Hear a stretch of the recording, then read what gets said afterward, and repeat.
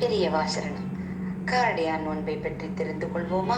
காரடையான் நோன்பு மேற்கொண்டால் வீரம், பக்தி, விவேகம், பொறுமை, திட நம்பிக்கை ஆகியவற்றுடன் யமதர்மனிடம் போராடி தனது கணவரின் உயிரினை திரும்ப பெற்றாள் சாவித்ரி.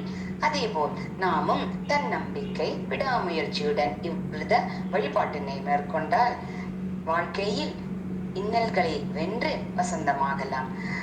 அஸ்வபதி என்ற மன்னனின் மகள் சாவித்ரி. இவள் ஒரு சமயம் காட்டுக்கு சென்றபோது சத்தியவானை சந்தித்தாள். தன் கண் தெரியாத பெற்றோருக்கு அவர் செய்த பணிவிடை சாவித்ரியை மிகவும் கவர்ந்தது. அவள் சத்தியவானையே திருமணம் செய்ய விரும்பினாள். தந்தையிடம் சென்று தனது விருப்பத்தை தெரிவித்தாள். அவரும் மகிழ்ச்சி அடைந்தார். அப்போது அங்கு வந்த நாரதர் சத்தியவானுக்கு இன்னும் ஒரு வருடமே ஆயுள் இருப்பதாக கூறினார்.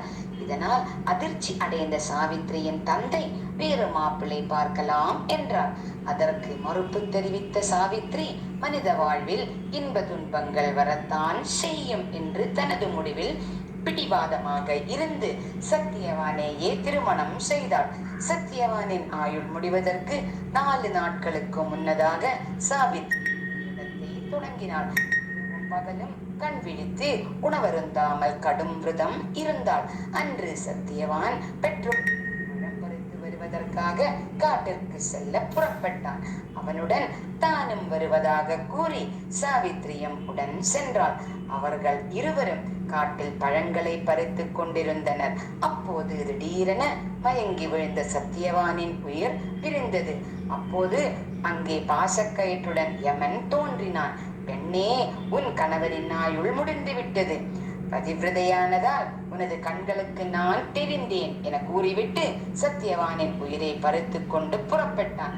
சாவித்ரியும் யமனை பின்தொடர்ந்து சென்று, நண்பரே நில்லுங்கள் என்றாள். இதை கேட்ட யமன், நான் உனது நண்பனா என்ன கேட்டாள்.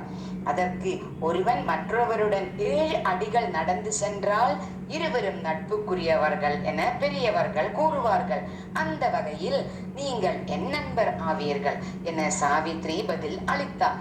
இதை கேட்டு யமன் புன்முறுவலுடன், உனக்கு வேண்டும் வரங்களை தருகிறேன். உன் கணவனின் உயிரை தவிர வேறு எதையாவது கேட்டு பெற்று கொள் என்றார்.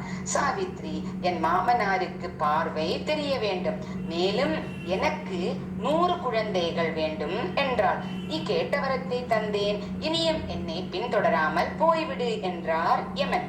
ஆனால் சாவித்ரி, தர்மராஜாவின் வாக்கு தப்பாது என்று நம்புகிறேன். எனக்கு 100 குழந்தைகள் பிறப்பதாக வரம் தந்தீர்கள். என் கணவன் இல்லாமல் எப்படி குழந்தை பிறக்கும் என்றாள்.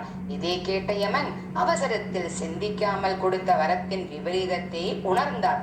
பின்னர் சாவித்ரியின் சமயோஜிதத்தை பாராட்டி சத்தியவானின் உயிரை திருப்பிக் கொடுத்து வாழ்த்தினார். பெரியவா சரணம்.